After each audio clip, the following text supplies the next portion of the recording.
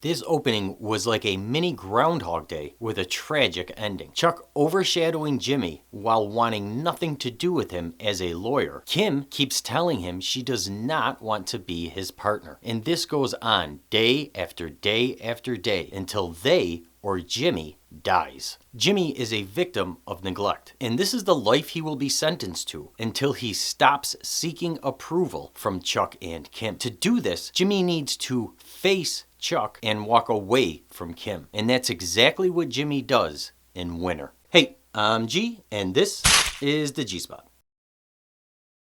If there was ever a catalyst that I did not see coming, it was Christy Esposito. A board of Kim's peers sees a shoplifter when they look at her, but Jimmy sees himself. Jimmy gives her this insane pep talk, and she totally gets it and is not at all freaked or creeped out by it. It's a powerful conversation that they have, where Jimmy speaks back through time to his younger self, trying to implant a belief system that will create a winner instead of a victim. While Christy looks ahead through time and sees her older self, trying to save her from her own Groundhog Day nightmare. In this conversation, Jimmy is planting the seed that will grow into Saul. He's being very honest in this moment, and honest communication is very powerful for everybody involved. It's also something that Jimmy and Kim have lacked throughout this season.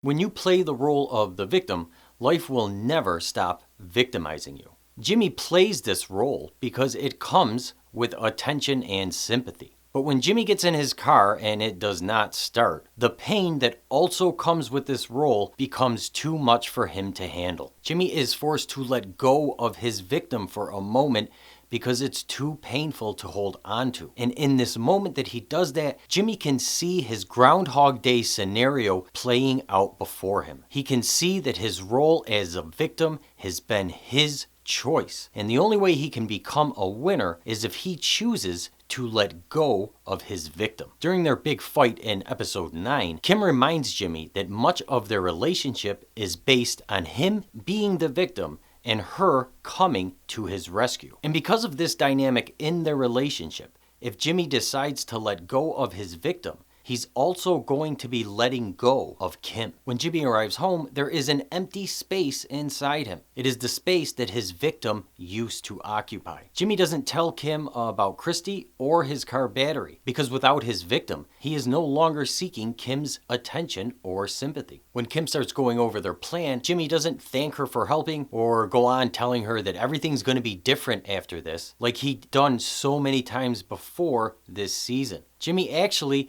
isn't really interested in what Kim has to say to him about their plan. And that's because right now Jimmy is coming up with a plan of his own. And it's a plan that doesn't need Kim's help. The next day before the hearing, Kim tells Jimmy that no matter what happens, she's with him. Maybe Kim is ready to be Jimmy's partner, or maybe this is just more of the old Kim. Either way, it doesn't really matter because Jimmy's no longer interested. And for the first time this season, we see Jimmy give Kim a look of pity. It's a look that Kim has been giving Jimmy all season long. And it's a look that he brought up in their fight, indicating he does not like when she looks at him like he's slipping Jimmy. Jimmy doesn't want to be looked at with pity. Jimmy doesn't want to be the victim. And now that he has let go of his victim, he is the one that is looking at Kim with pity in response to her having hope for a promising relationship. Their roles in this relationship have really changed.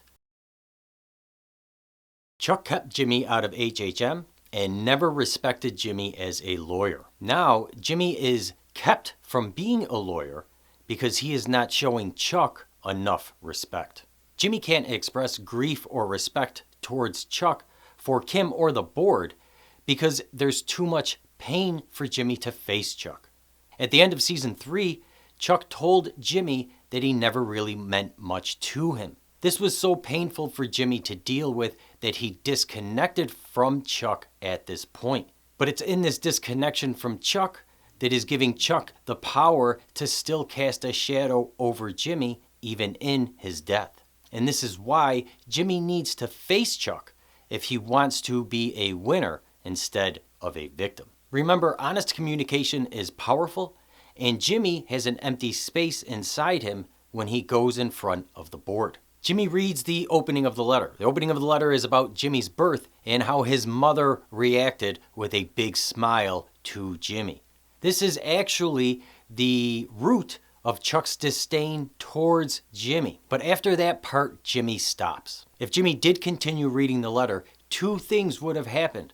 One, he would have never escaped Chuck's shadow if it was Chuck's words that got him reinstated as a lawyer. And two, if Jimmy faces the brutal honesty in Chuck's letter that tells Jimmy his place in the world is in the mailroom in HHM, it will be too much pain for Jimmy to take, and the space that is still empty inside him will be filled up again with victimhood.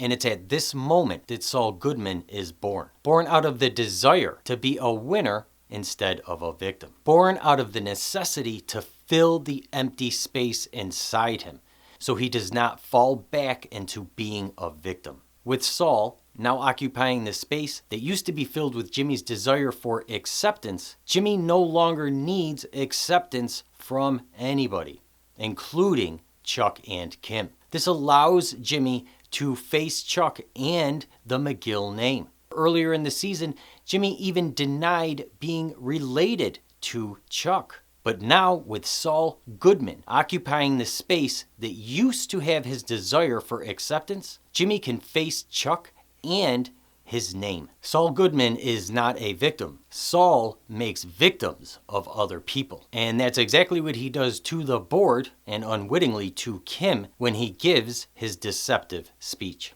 There is a lot of honesty in Saul's speech, but it's deceptive because he is completely removed from anything he's saying. It seems truthful, but there's no truth to it.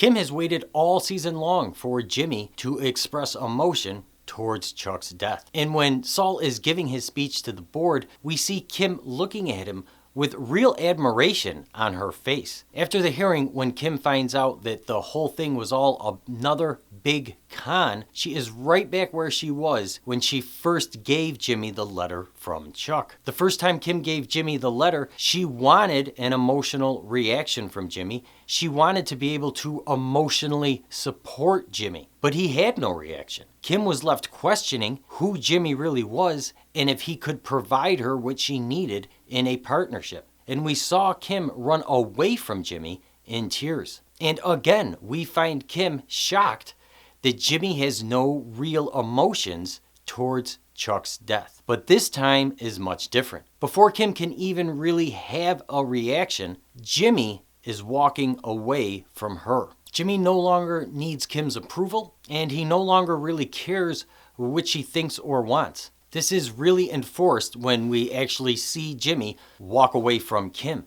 As he does, he actually knocks into Kim like she's not even there, because Jimmy really isn't concerned where Kim is or if she's part of his life. Jimmy isn't Jimmy anymore because there's no longer a victim inside him. He's no longer seeking acceptance or approval from Kim and Chuck. Jimmy didn't die in this episode. He just let go of his view of the world. He let go of his hopes and dreams of being loved and accepted by others. Jimmy could at any point come back. People are always capable of change. But if Jimmy did come back, he would be vulnerable to facing the same pain he felt in this episode, leaving it much more desirable to stay Saul Goodman. Jimmy was not the only one to go through significant change in this episode. We also saw Mike cross a line. Go ahead, subscribe and ding the bell if you want to be sure to be alerted when I upload my video about Mike and the season finale. I hope you enjoyed the video.